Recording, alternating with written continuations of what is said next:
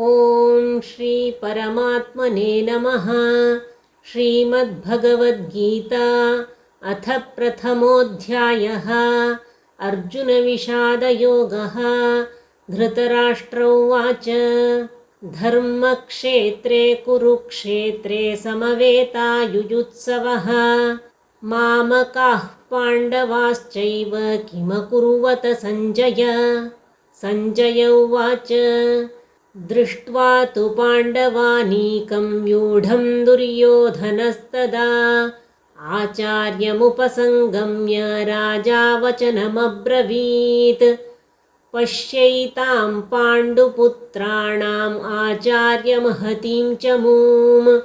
व्यूढां द्रुपदपुत्रेण तव शिष्येण धीमता अत्र शूरा महेश्वासाः भीमार्जुनसमायुधि युयुधानो विराटश्च द्रुपदश्च महारथः धृष्टकेतुश्चेकितानः काशीराजश्च वीर्यवान् पुरुजित्कुन्तिभोजश्च शैब्यश्च नरपुङ्गवः युधामन्युश्च विक्रान्तः उत्तमौजाश्च वीर्यवान् सौभद्रो द्रौपदेयाश्च सर्व एव महारथाः अस्माकं तु विशिष्टाये तान् निबोध द्विजोत्तम नायका मम सैन्यस्य संज्ञार्थं तान् ब्रवीमि ते भवान् भीष्मश्च कर्णश्च कृपश्च समितिञ्जयः अश्वत्थामा विकर्णश्च सौमदत्तिस्तथैव च अन्ये च बहवः शूराः मदर्थे त्यक्तजीविताः नानाशस्त्रप्रहरणाः सर्वे युद्धविशारदाः अपर्याप्तं तदस्माकं बलं भीष्माभिरक्षितं पर्याप्तं त्विदमेतेषां बलं भीमाभिरक्षितम् अयनेषु च सर्वेषु यथा भागमवस्थिताः भीष्ममेवाभिरक्षन्तु भवन्तः सर्व एव हि तस्य सञ्जनयन् हर्षं कुरु वृद्धः पितामहः सिंहनादं विनद्योच्चैः शङ्खं दद्मौ प्रतापवान् ततः शङ्खाश्च भैर्यश्च पणवानकगोमुखाः सहसैवाभ्यहन्यन्त सशब्दस्तु मुलोऽभवत् ततः श्वेतैर्हयैर्युक्ते महति स्यन्दने स्थितौ माधवः पाण्डवश्चैव दिव्यौ शङ्खौ प्रदध्मतुः पाञ्चजन्यं हृषीकेशो देवदत्तं धनञ्जयः पौण्ड्रं दद्मो महाशङ्खं भीमकर्मा वृकोदरः अनन्तविजयं राजा कुन्तीपुत्रो युधिष्ठिरः नकुलः सहदेवश्च सुघोषमणिपुष्पकौ काश्यश्च परमेश्वासः शिखण्डी च महारथः धृष्टद्युम्नो विराटश्च सात्यकिश्चापराजितः द्रुपदो द्रौपदेयाश्च सर्वशः पृथिवीपते सौभद्रश्च महाबाहुः शङ्खान् दद्मुः पृथक् पृथक् सघोषोधार्तराष्ट्राणां हृदयानि व्यदारयत् नभश्च पृथिवीं चैव तुमुलो व्यनुनादयन् अथ व्यवस्थितान् दृष्ट्वा धार्तराष्ट्रान् कपिध्वजः प्रवृत्ते शस्त्रसम्पाते धनुरुद्यम्य पाण्डवः हृषीकेशं तदा वाक्यम् इदमाह महीपते अर्जुन उवाच सेनयोरुभयोर्मध्ये रथं स्थापयमेच्युत यावदेतान् निरीक्षेऽहं योद्धुकामानवस्थितान् कैर्मया सह योद्धव्यम् अस्मिन् रणसमुद्यमे योत्स्यमानानवेक्षेऽहं ययेतेऽत्र समागताः धार्तराष्ट्रस्य दुर्बुद्धेः युद्धे प्रियचिकीर्षवः सञ्जय उवाच एवमुक्तो हृषीकेशो गुडाकेशेन भारत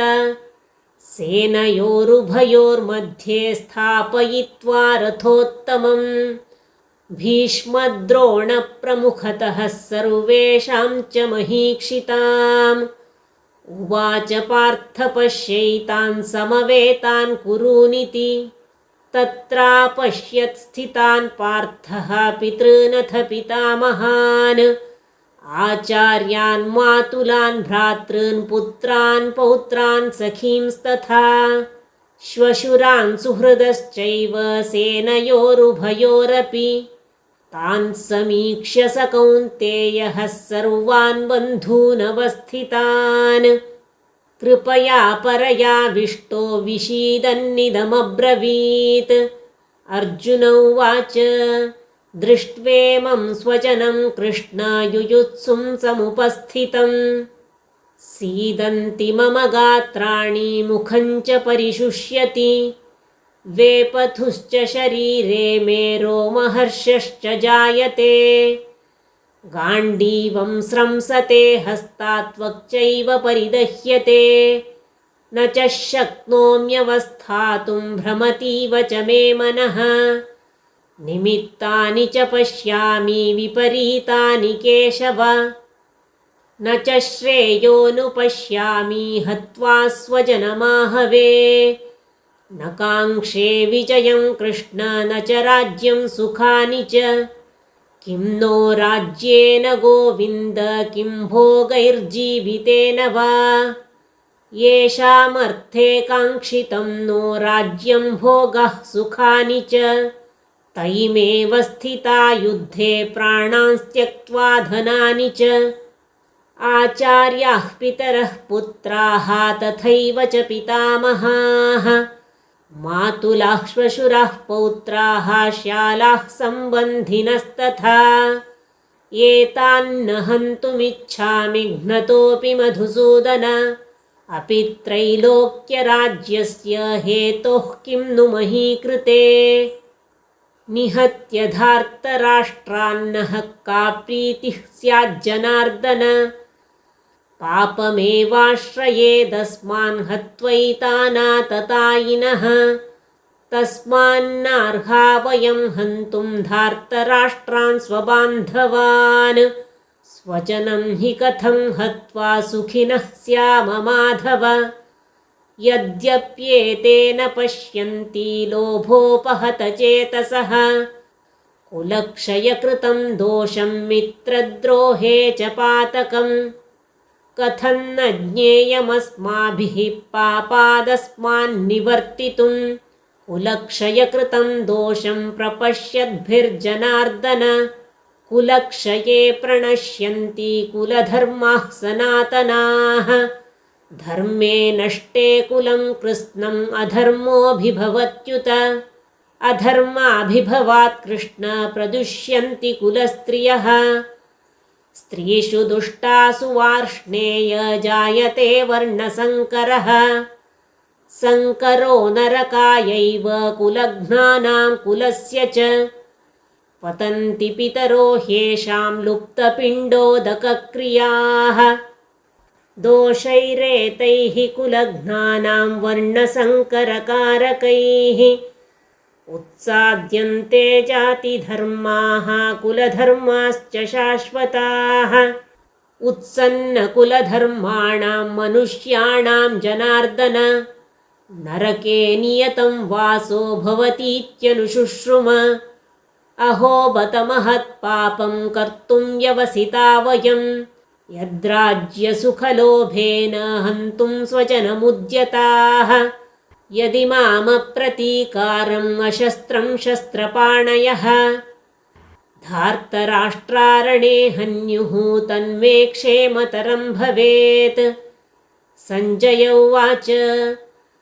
एवमुक्त्वार्जुनः सङ्ख्ये रथोपस्थ उपाविशत्